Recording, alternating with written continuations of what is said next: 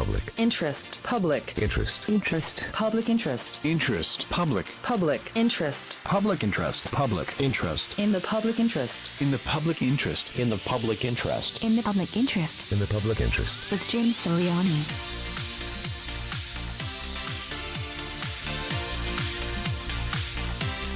Hi, and welcome to another edition of In the Public Interest. I'm Jim Sirianni, your host with the most. Thank you so much for joining us this weekend, and boy, do we have an exciting, fabulous show lined up for this weekend. And as I say every week, it's always fun and exciting and fabulous because there's always so many wonderful things to talk about in Santa Barbara and a lot of wonderful people to get to know. A lot of times on the show, I like to do people of interest or people of interest in the public on the Public Interest Show. Not to make a tongue twister there, but every once in a while I like to bring somebody on who's been involved in the Santa Barbara community one way or the other. And this time around, I have one of my good friends who I've known since we were both wee-high to a grasshopper.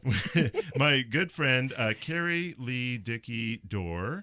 And just to let you to know a little bit about Kerry and what she does. Kerry is the founder of a company called Engaging Inspiration, also known as Chief Innovator of Ideas Designed to Sparkle and Engage. And I love that quote.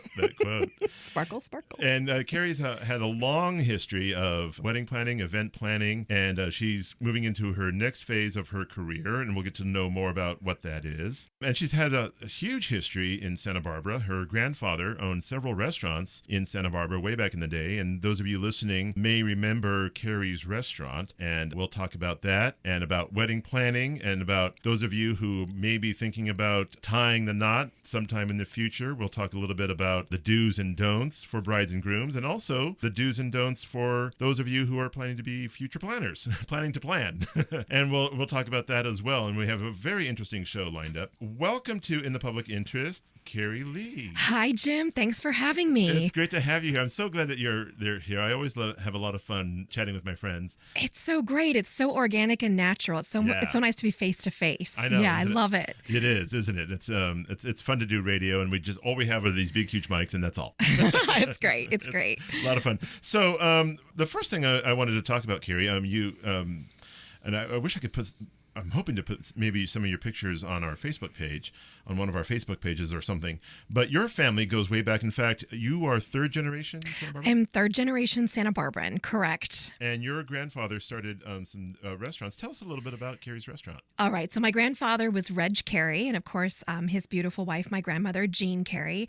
But I think my grandfather is the one that's probably more known in the community. But he had several restaurants here in Santa Barbara. There was Kerry's Jr., Kerry's Senior, and the Drumstick. The Drumstick. How cute. A little play on words for a drumstick and then actual chicken drumstick. Right. Get it? Yeah. But yeah, exactly. And he was most people that have been in this area for a long time are familiar with the Kerry's restaurants and what he started. So what was the first one? Oh my gosh, my mom isn't here, so she would be the one that would be able to answer that. I want to say it was Kerry's a restaurant, which is what you have the photo of. Which is the one by the Granada? It might have been one of the other ones is actually where the Spearmint Rhino is now. Really? Yes. That was one of his restaurants? That was one of his restaurants. And of course, again, not the Spearmint Rhino, but it was a Kerry's. Yeah, exactly. So altogether, how many restaurants did he own? 4, I believe. Four. Yeah. And now I understand he, now actually for those of you listening, by the way, you're listening to In the Public Interest, and my guest this week is Kerry Lee Doehr, and we're talking about her heritage here in Santa Barbara and also her career in event planning. But if you want to follow along as we're talking about this, I did this the other day. If you want to go to Google and Google the Granada Theater and do like the street view while we're talking, you can see what building we're talking about here. And of course, it looks different than it did back in the day. So tell us about that building. Okay, well, so my grandfather, what we're talking about specifically is that building on State Street in Victoria where Copeland Sporting Goods used to be. Right. So it's like if you're facing the Granada, it's the whole building to the left. To the left of the To the left of the Granada, Gotcha. Exactly. And right now, we were talking about this earlier, there is the Chicken Little store on the corner going all the way towards the Granada. So my grandfather built that building. That whole thing, so from Chicken Little. Yes. All the way to where the Granada is, those buildings. And if we can upload that photo photo at some point, people will see it looks exactly the same, except for the marquee that says Kerry's on the front of it. But the building looks pretty much the same today. But yeah, he built that. And fascinating. Yeah, and one of his other restaurants too was actually across the street, down a little bit more, where Woolworths. Try and say that 10 times fast. Where Woolworths where used to be. Oh, okay. Yeah, so that was another location of theirs. And Woolworths was across from what's now, I think it's called Benchmark. It used to be the State and A. Exactly. Across from the Museum of Art. Yes. Okay, yes, I believe that was one of his locations as well. I was like a toddler during the last several years of their restaurant heyday. So a lot of this is what's been passed on by my family too, coupled with photos. So, so 4 restaurants altogether in downtown Santa Barbara, and then Kerry's. And I believe, if I remember correctly from looking at Google earlier, the one next to the Granada. I think now it's a Saigon. I believe so. Yes, there's a nail salon. Salon, and then there's another cafe. Yes, and I think there's a tattoo. I think.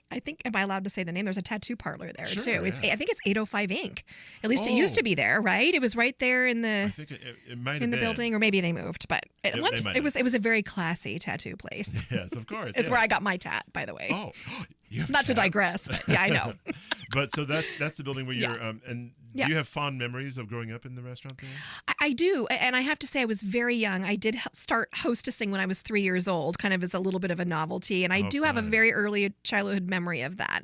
But my mother and her sister were definitely raised in the restaurant industry, working 24/7. They worked very hard for their money. They had some very nice things, but they worked very hard. And they grew up in the people industry. And hosting. And hosting, yeah. Speaking of hosting, I understand that your grandfather hosted a lot of celebrities, including politicians. Correct. So he was a Rotarian. He was police commissioner. He was heavily involved in supporting the community. And one of his things was to make sure that his banquet rooms were open for different community events and celebrities. And as you saw in the picture there, Richard Nixon and his wife, Pat, happened to stop by. And they were actually involved with the Young Republicans Club at UCSB. So, of course, they held a meeting there to try and get the vote from the Young Republicans at UCSB. So it's kind of a historic shot, no matter what your political views are. It's still a historic shot. It's a great picture. Yeah, it is. His wife is right next to him, and then it looks like some young people who are asking him questions. This was before, obviously, this was back in the 50s? Yeah, 50s. So this was before he was actually running for president. Exactly. Right. So back in the day.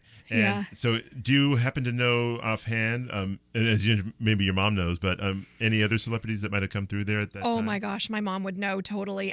I can't tell you how many people have probably come through there. But for me, one of the greatest things is whenever I go to, it's a Facebook page called Old Memories of Santa Barbara. Whenever I have posted historic photos of my grandfather's restaurant, to me, the most fulfilling thing is to have comments from complete strangers that are my grandparents' age or maybe my mother's age, commenting on what the Kerry's restaurants meant to them and why they went there and what they would order off the menu, their favorite things. And so he has had lots of celebrities. My mom would know the names of the people that came through and stopped. But I think for me, the most meaningful thing is the fact that people still remember like the whole Kerry's experience and what they ordered off the menu. And it wasn't a fancy restaurant. I mean, it was very much, down to earth. All of his restaurants were.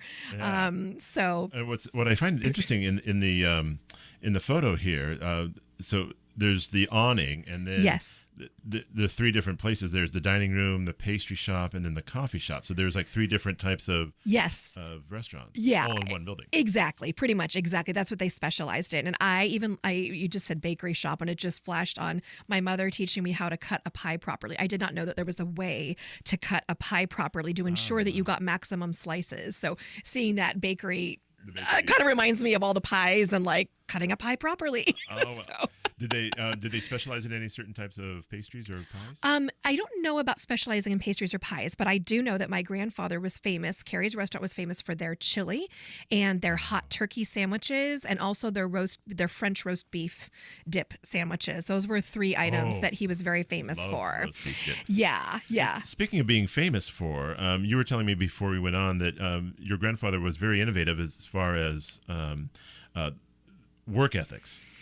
Extremely. Some of the ideas that he came up with. Right. So a couple of ideals that stood to mind. He was he was a huge advocate of humanity, and he got the human condition. And there are two things that stood out to me about the legacy that he believed in. And that is, he would oftentimes have homeless people coming in looking for work. And so unlike a lot of people who would make you work and then feed you after, he gave them food first because he believed you cannot work or do good work unless you have a full tummy. And every once in a while, the people would take advantage of it. Sure, they'd eat and run, but he still held to the fact it's still important. You give them the food first, you fill them first so they can do a good job.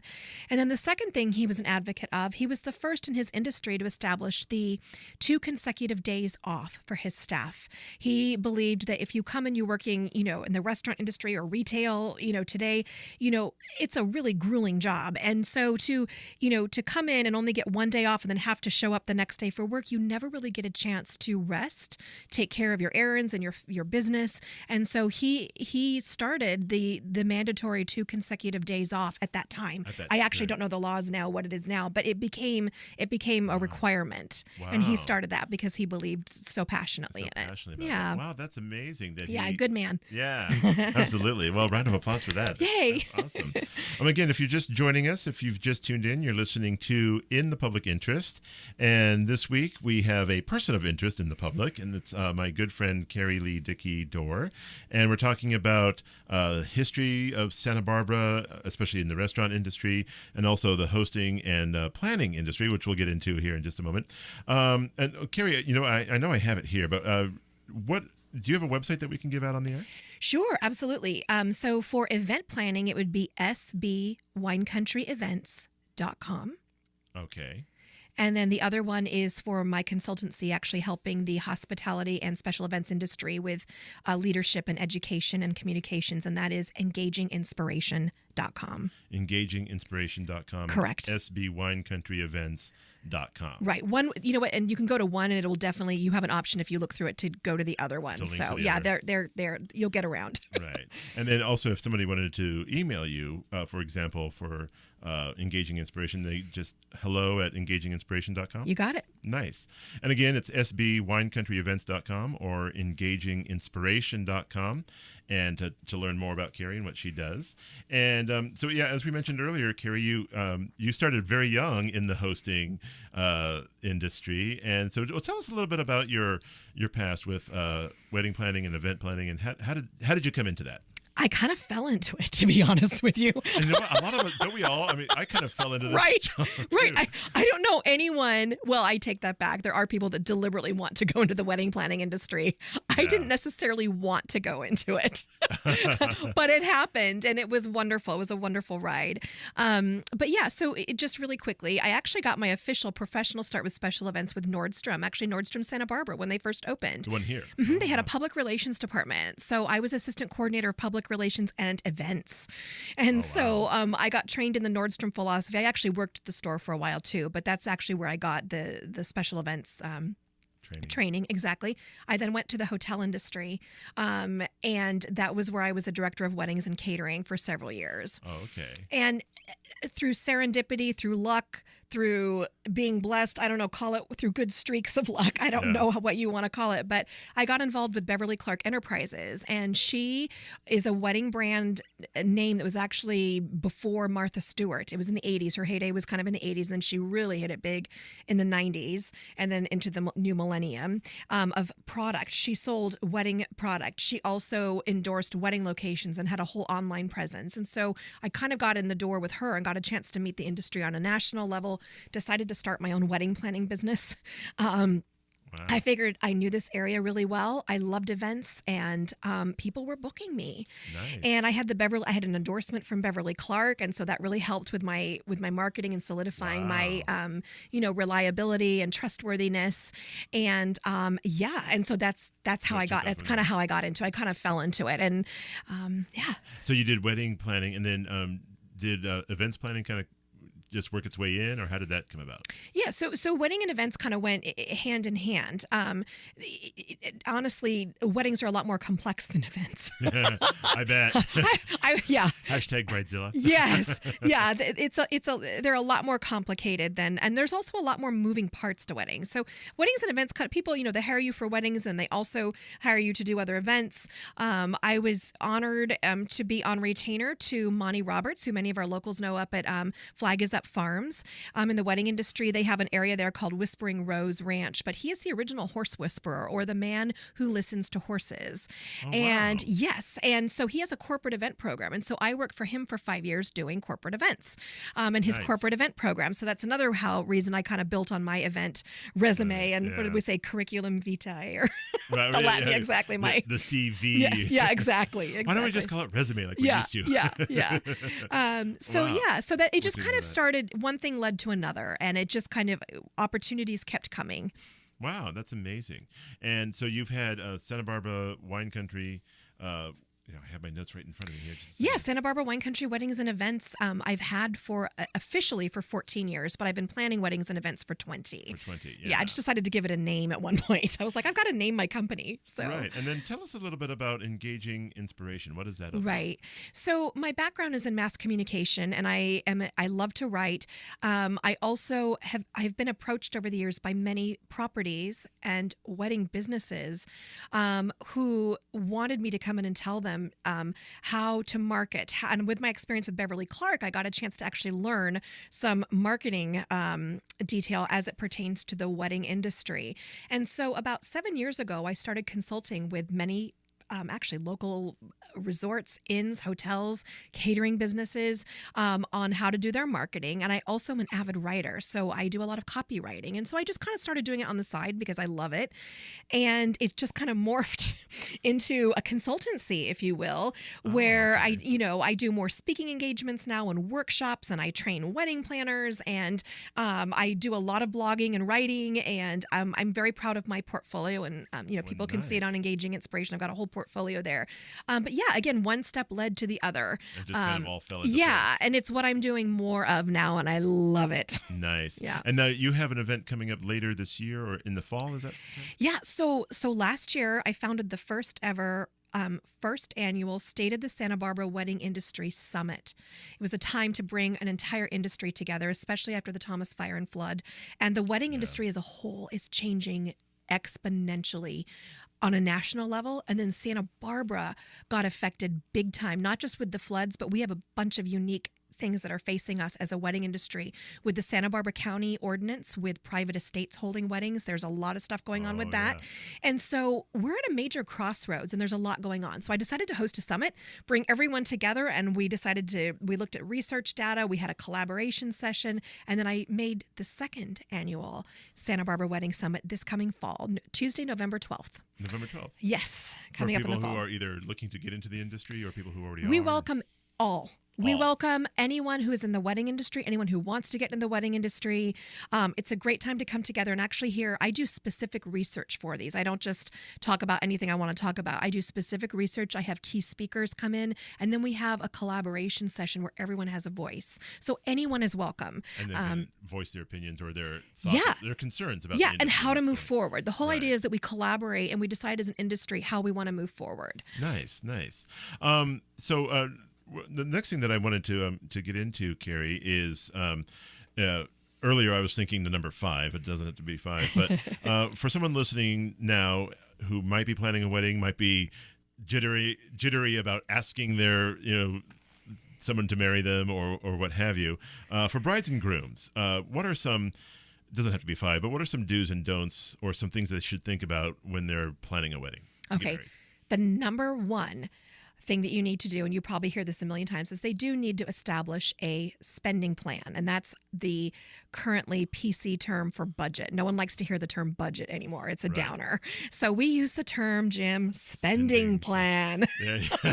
That sounds much better than Well, it budget. does. And it actually is Well, really... the word budget. Yeah, it's just as a Budget. downer, right? Yeah. But spending plan is really, it sounds empowering. It's like I have a plan on how I'm going to spend my money, which is what a budget is, but it just psychologically sounds sounds better. so much better. are. It does. Yeah. So the first thing they need to do really is getting a spending plan. And if they don't know, they truly should hire a wedding planner, even if they hire a wedding planner for a few hours, just to consult and get them off on the right foot. I'm not saying they have to go hire a full service wedding planner from start to finish, but wedding planners also offer hourly consultations. So they should invest in hiring a wedding planner to help them figure out their budget, because that wedding planner will help them break down their categories into how much they should be spending per category. And the next thing is, and it goes right along with the budget, is you've got to pick your venue first, because everything else you do afterwards is based on that venue. All of your vendors will say, where is your wedding?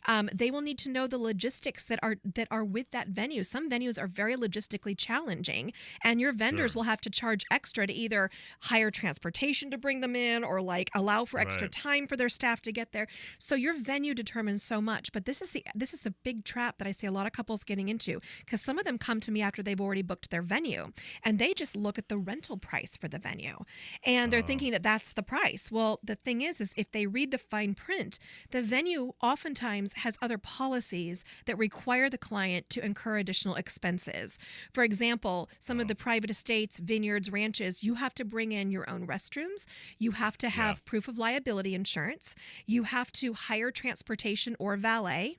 You sometimes have to hire parking attendants at the early start of the day to direct all the vendors arriving. And so all these things that the venue requires adds up. It's not just renting the venue and finding a caterer. It really can add up. So you need to read the fine print and find out what else is required that's going to add up. And really think about what your venue is. If you want to be outdoors on the beach, or if you want to be in a hotel, and if you're outdoors, have a rain plan, because guess what? It could rain anytime. It could rain anytime. And it's great if you're at a resort where they have maybe an indoor ballroom you can move into. But here's the thing. If you have picked the most beautiful outdoor location in the world, and there is you don't have the budget for a rain plan, you shouldn't be booking that venue to begin with, because your rain plan is probably going to include a $10,000 at least tent to tent everyone. So there's an addition to your spending plan. How much spending can you exactly. do? So when you budget for an outdoor location like that, you need to make sure that your rain plan is affordable. If it's an indoor location, the hotel won't charge you extra, great. But if it's outdoors and you're thinking our only option is to tent, and not all places are tentable. And you have no place else to go. Yeah, exactly. So you need to figure that out. And ideally, a planner, again, a good planner's job, Jim, is to help predict and prevent crises before they happen. That's what a planner does. It's not just putting together all the pretty foo-foo stuff. That's the fun stuff, Setting the table. I mean, that's lovely and it's great, and that's the fun part. But a good planner helps to spot and predict those crises and then put them out before they happen. Yeah. Oh, nice. Yeah. So that's important. Which actually is a nice segue into my next question. Then is somebody listening who might be thinking about getting into the event planning industry. What are a couple things that they should think about before they make the first step? So absolutely. First and foremost, find a mentor. Find more than one mentor. And I do offer mentorships. I have several people I'm mentoring right now. And I have to say, any truly experienced wedding planner who's classy and who is confident in who they are and what they offer will not be afraid to mentor you. It really shouldn't be, I'm going to give away all my secrets, therefore I'm not taking anyone on. I mean, everyone has to decide what's best for them. But I found that really when you're really confident and you've proven yourself, you want to share information with people. That everyone has to get started somewhere. We all did. We all came into an industry and was like, how do I get started? What do I do? And it was the people that said, here, let me show you this. Or, hey, why don't you come attend this event, or there's always those little people out there that are angels that are like, they see that we have an interest and their heart wants to bring us along. So I would say find a mentor. For sure. Network. Say yes to every opportunity. If someone says, will you come work at this wedding for free? I say take it. I mean, just to get experience. And actually, one of the most important things, Jim, is they really should get experience working in the trenches. When I say find a mentor, it does not necessarily need to be a wedding planner. In fact, I prefer people who have had more experience in the trenches in different fields, caterers, bridal salon shop workers, anyone who's been out there working in the industry in a wedding service field. That's going to give you all the more power when you're a wedding planner to know what it's like. My background in catering weddings at the hotel industry, I now know what they need because you were there. I was there. And a good wedding planner is an ambassador to everyone. I've got my client's best interest at heart, but you can bet I'm also an ambassador. I'm looking out after the resort. I'm looking out after the caterer, because these are also the people that are going to send me repeat business. So people looking to get into the industry need to look at it from all angles and be able to be an ambassador to all. Nice. Well, Kerry, thank you so much for sharing all this. And I wish we could go on because I'm sure there's a lot of information we can put out there for both planners and people who are planning to get married and everyone who's planning. I'll have to have you back to talk about more. I'm so glad you had me, Jim. Thank you so much. It's my pleasure. And again, to learn more about Kerry, you can go to her websites, engaginginspiration.com or sbwinecountryevents.com. And if you'd like to be a part of this show, or if you have an idea for In the Public Interest, shoot me an email. Email me at jimontheair@gmail.com. That's jimontheair@gmail.com. Thank you so much for joining us, and we'll catch you next time. Bye-bye, everybody. In the Public Interest is a presentation of Rincon Broadcasting, LLC, and was recorded earlier for presentation at this time.